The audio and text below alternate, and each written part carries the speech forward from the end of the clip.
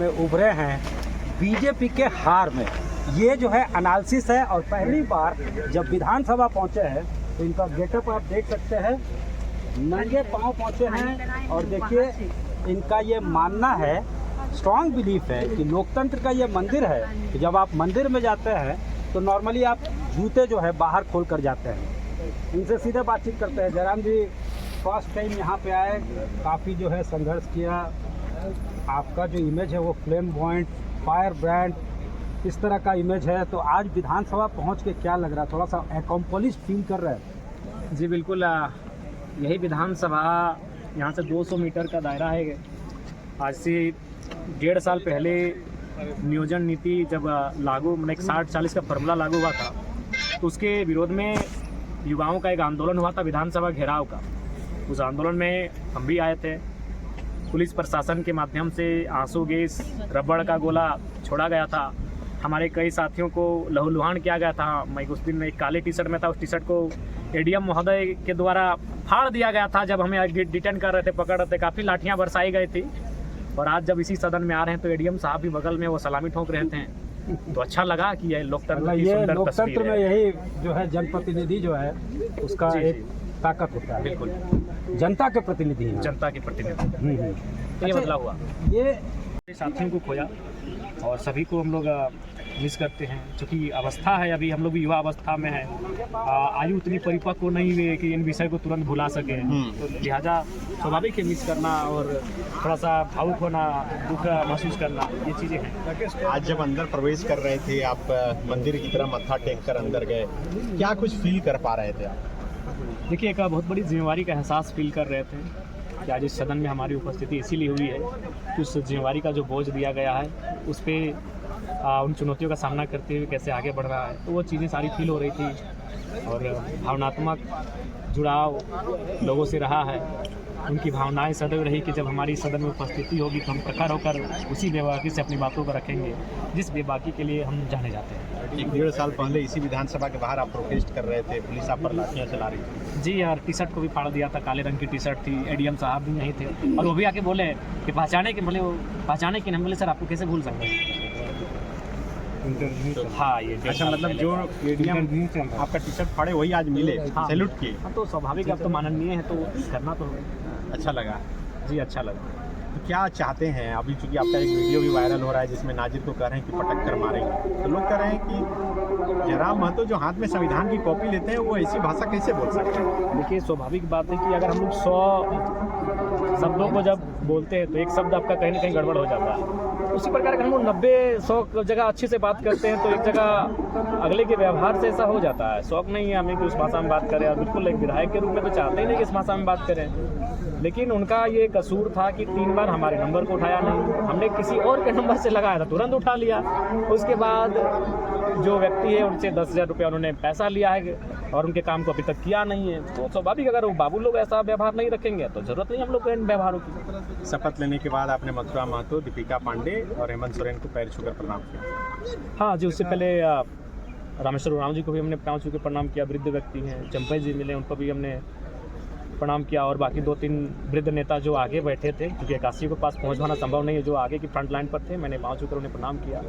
क्योंकि राजनीतिक प्रतिस्पर्धा चलती रहेगी, विचारधाराओं में भिन्नता चलती रहेगी, लेकिन चूँकि अब इसी राज्य के वो अंग हैं, अभिभावक समान है, तो मैंने अपना कर्तव्य का वहाँ भी निर्वहन किया।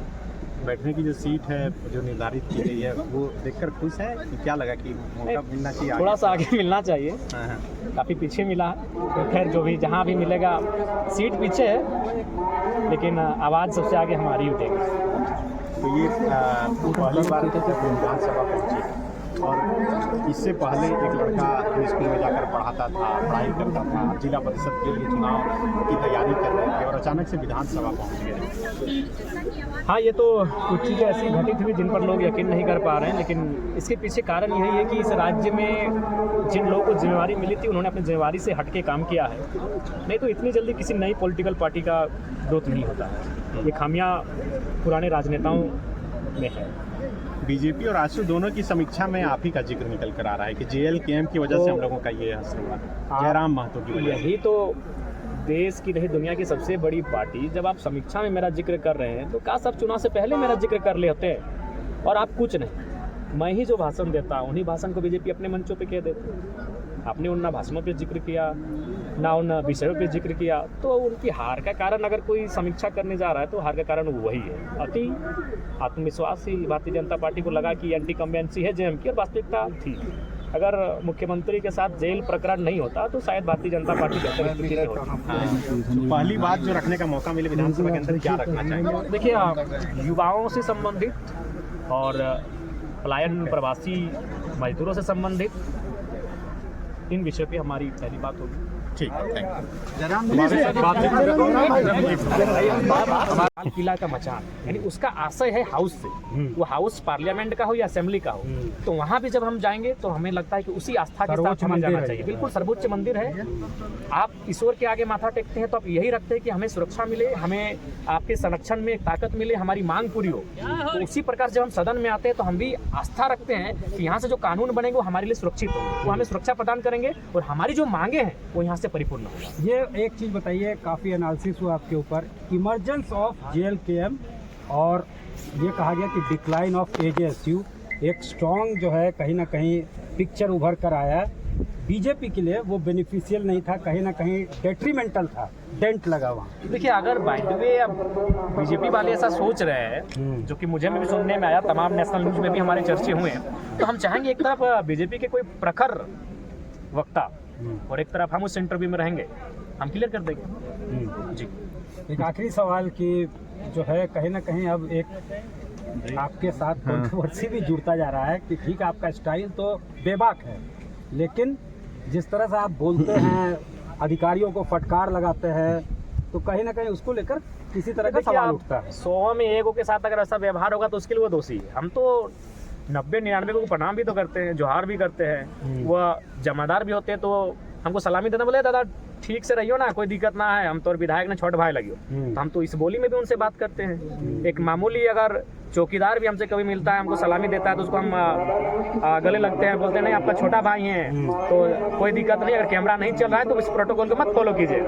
कैमरा में चूंकि आपके माननीय है, लेकिन अगर कैमरा नहीं चल रहा है, लोगों की नजरें नहीं है, तो आप हमें अपना छोटा भाई बुलाए। तो मेरा तो ये भी व्यवहार है। आपका स्टाइल जो है बरकरार रहेगा, अगर कुछ अन्याय हाँ, अन्याय होगा तो हम बोलेंगे। वहाँ अगर अन्याय होगा, गरीब जनता को सताया जाएगा, तो वहाँ स्वाभाविक एक मानवीय क्रिया है, और प्लस 29 वर्ष की आयु है, युवा अवस्था है, तो एक क्रिया उत्पन्न होगी। उसके लिए हम भी खेद प्रकट करते हैं कि इस तरह के शब्दों का प्रयोग ना हो, लेकिन हमारा व्यवहार सामने वाले के व्यवहार अधिकारियों में खौफ हो रहा है कि भाई अगर कुछ अन्याय होगा तो जयराम जो है वो आगे आएंगे। हाँ बिल्कुल, हम आगे आएंगे।